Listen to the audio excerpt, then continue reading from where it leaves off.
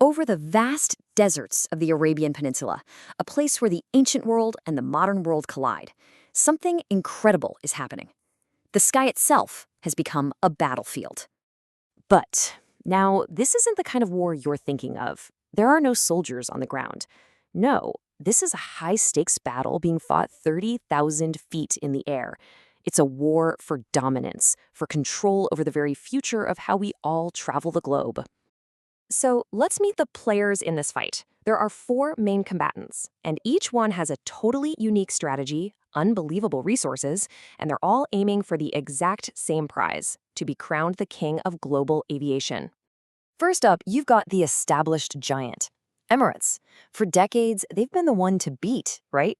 They're the airline that basically invented the idea of Middle Eastern luxury and global reach. They are the titan that everyone else is trying to take down. Then you have the reigning champion of quality, Qatar Airways. These guys are famous for sweeping the awards year after year.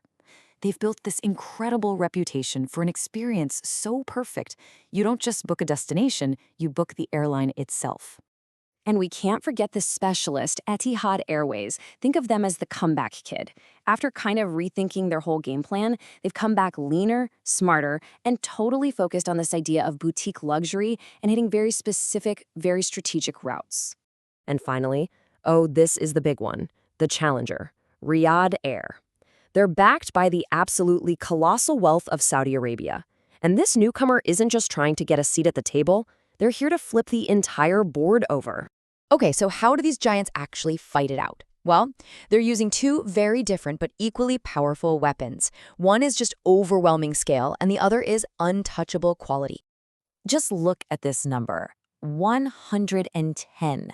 Plus, that's how many Airbus A380 Super Jumbos Emirates has in its fleet. It is, by a huge margin, the biggest fleet of these amazing planes in the entire world, especially now when most other airlines have given up on them.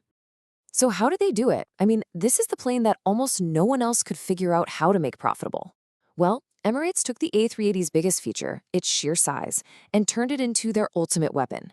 They created a flying palace with things like onboard showers, completely private suites, and even walk-up bars. It's not just a plane, it's an icon. And this, right here, shows you the huge difference in strategy. You see, Emirates uses its massive Dubai hub, which runs 24/7, to funnel people from all over the world onto those giant planes. But Qatar and Etihad, they want a different route.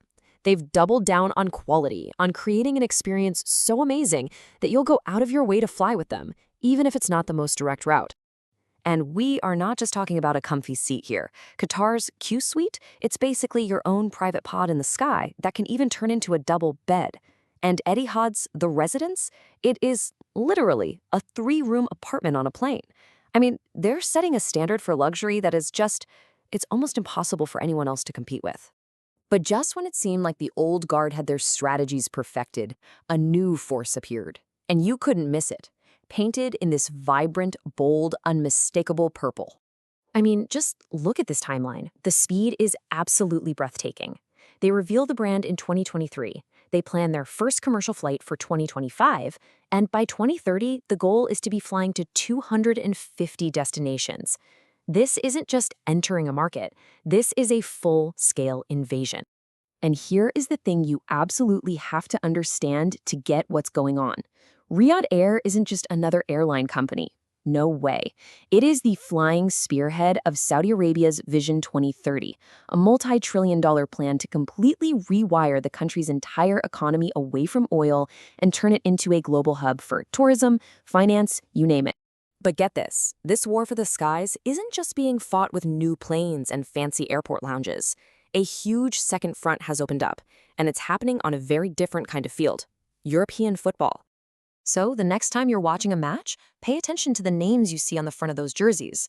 They're not just advertisements. They are incredibly calculated moves in a global chess match for brand recognition and what they call soft power. And each one of these sponsorships tells a story, right? Emirates partners with these legendary clubs like Real Madrid to project global prestige. Etihad is all about modern dominance, so they back Manchester City. Qatar? They go for total influence. They don't just sponsor a club, they sponsor FIFA itself. And the newcomer, Riyadh Air, well, they've backed the fiery, passionate challenger, Atletico Madrid. it all fits. So you have to ask, why? Why pour hundreds of billions of dollars into fleets of super jumbos and football sponsorships? What's the endgame here? Well, the answer is actually pretty simple, and it's incredibly urgent. It's a race against the clock. Just take a look at Dubai. Aviation and everything related to it already makes up more than a quarter of the city's entire GDP. They pulled it off. They built this booming, diverse economy on the back of their airline. And that is the exact blueprint that Saudi Arabia and Qatar are now scrambling to copy and even surpass before the world's demand for oil starts to fade. And that, right there, is the single most important thing to take away from all this. This is not just about competition or making a profit. For these nations, their flagship airlines are literally tools for national survival. Every single plane that takes off is a massive bet on a future that exists beyond oil. It's a lifeline to a whole new economic reality. So yeah, the battle for the skies over Arabia, it's really a battle for the next 100 years. You have the Titan, the champion, the specialist, and the challenger all racing into this new future. And the only real question left is, who's going to win?